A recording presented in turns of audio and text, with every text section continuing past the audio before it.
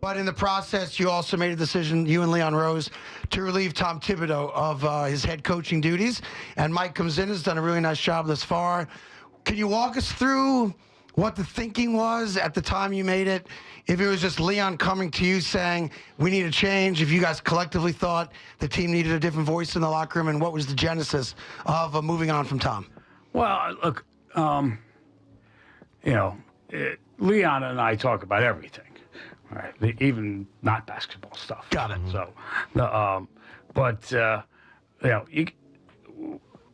the team is really built on the shoulders of Tom Thibodeau.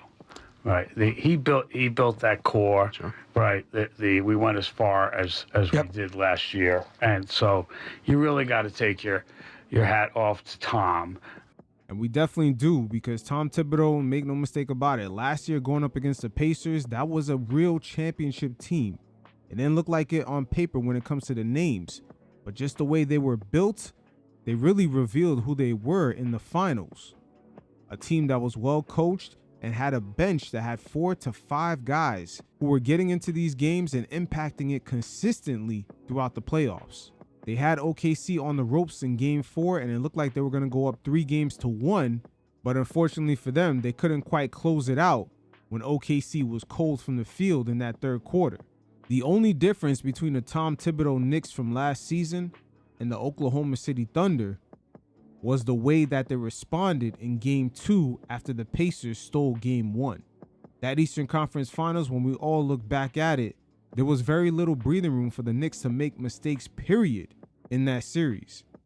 I stated this before, but Jalen Brown had admitted that the Pacers were the toughest team the 2024 champions Boston Celtics faced in the playoffs. So Tibbs does deserve his credit. Had the Knicks closed out Game 1 or had a better showing in Game 2, that series would have probably ended up going 7. And the job that he did. But we did come to the conclusion that we had an idea of how we wanted to organize the team, and actually it goes for both teams, and that meant we needed to evolve, right? Actually, beyond the old traditional coaching, right? Formulas, etc. And we tried to work that with Tom. It really wasn't his thing.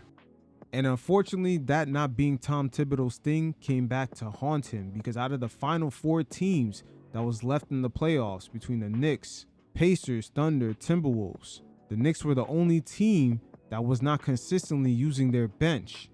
Their roster was a little bit too top heavy when it came to the minutes. And also, let me add on this when it comes to the bench scoring. For the Pacers, it was so consistent.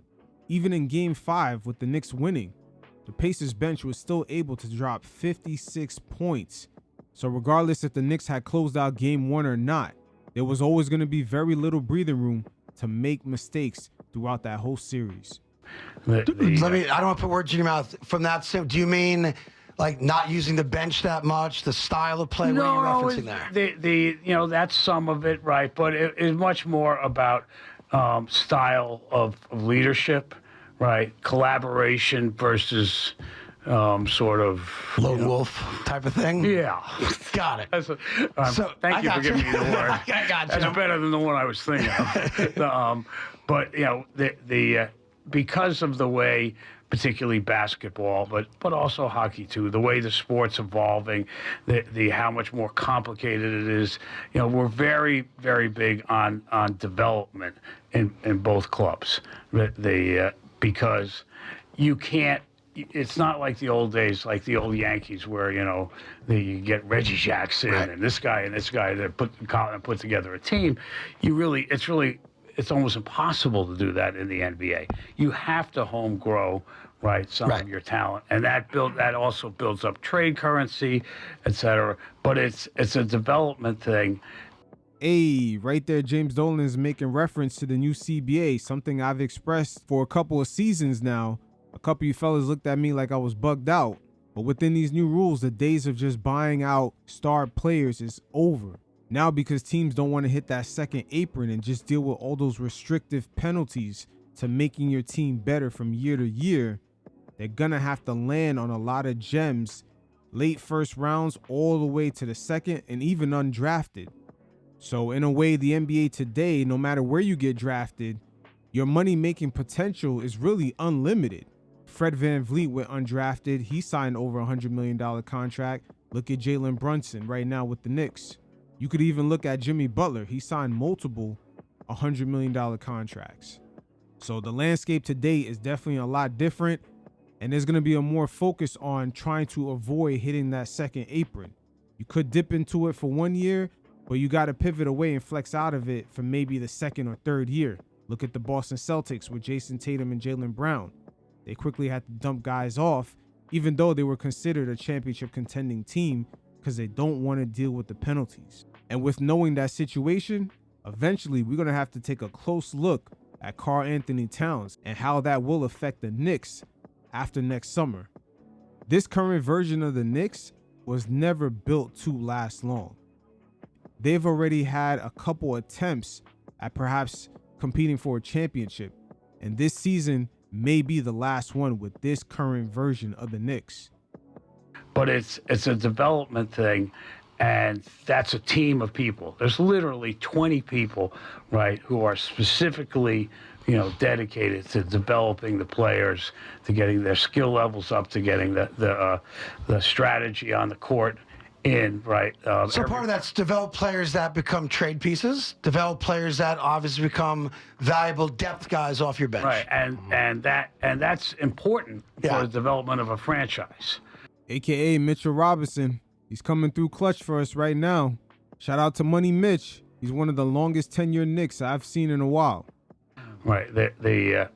And that really, look, Tom liked development, but he didn't really. Well, he's a guy that, he likes playing the veterans. He likes playing the guys that, buy into his system. Right. And guys like that, and he has throughout his career have a shelf life, right? And he got to an Eastern Conference final.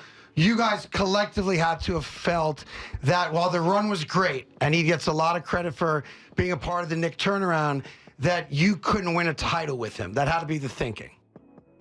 Not only that was the thinking, you could see the proof. The Knicks went up against a young Detroit Pistons team that really couldn't shoot, but yet they didn't have one game throughout that whole series where they actually pulled away. Matter of fact, our offense went through too many dry spells. In game 2 in the third quarter, we only had 18 points. In game 4 in the third quarter, we only had 14 points. In game 6, the closeout game, we only had 20 points and was low-key struggling the whole time. But the only reason the game remained close is that the Pistons couldn't make a three-point shot. OG, Mikal, everybody was going under screens and just daring Cade to shoot. So the offense in that series left a lot to the imagination, going up against a young Pistons team like that. And finally, the dundada of it all was game 2 going up against the Pacers. The Knicks had to play with a certain sense of urgency on the offensive end, with them stealing game 1, and the offense overall was just pretty stagnant. So the proof was in the pudding throughout the playoffs. I won't say you can't win a title with Tom Thibodeau. That I don't necessarily know that's true. It's just that if you want to build a long-term compete for the, you needed a different guy. You need somebody who's, much more of a collaborator than Tom was. But still, you really, Tom is still a great coach, right? He should coach again in the NBA.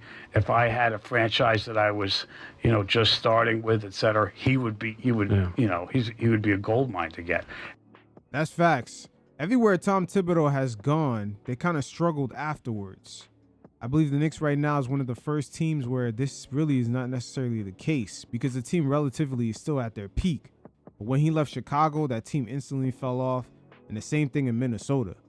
Shit, Minnesota missed the playoffs for the next 2 to 3 seasons. He was like that for us when we first started and he first came in. Sure. He brought discipline, right? He brought strategy. He was the right guy at the right time. Right. He was right. He brought us all that way. but we really felt we needed to make a change to go the rest of the way. Now, did you go to Tom and discuss these changes, or did you just and take his? No, we feel, decided or to just surprise decide- him with. No, well, I'm saying like because you mentioned it wasn't. Guess what? I'm saying you mentioned it wasn't his thing. Was there discussions about possibly Yes. getting him to changes, and it felt like it wasn't going to happen, or did you just make the assumption Tom wasn't the kind of coach who could make the changes you were looking for? We talked to Tom all the time. Right. Right. And look. So I mean, I don't want to get too deep into what the interaction, but I would say that whole last year we were talking to Tom about where Right. we wanted to go, Right. et cetera. And He's a stubborn guy. Yeah. I said it. he would He's stubborn. He'd probably tell you that he's stubborn, but he'd also tell you that he's right. Which is the problem with being What stubborn. stubborn people say. And also for Tom, the talent pool that has entered the NBA in the past couple of drafts, due to the global appeal of the game, there's going to be a lot of guys coming out of the second round with a very similar story to the Jalen Brunson archetypes or even Jokic. And again, just the way the league is structured right now, you're going to have a couple of those guys coming out of your bench and actually utilizing them, whether you're a contending team or a team that's struggling to get into the play-in. Look how the Oklahoma City Thunder were able to capture a title with guys like Casey Wallace, Isaiah Joe, Aaron Wiggins, AJ Mitchell. They got a consistent group of guys that they drafted and developed within their system. Last thing on Thibodeau. Do you think he was surprised? Or do you think he kind of saw it coming just based on, interpersonal relationships and how things had evolved for him? I think he was mildly surprised. You do. Right.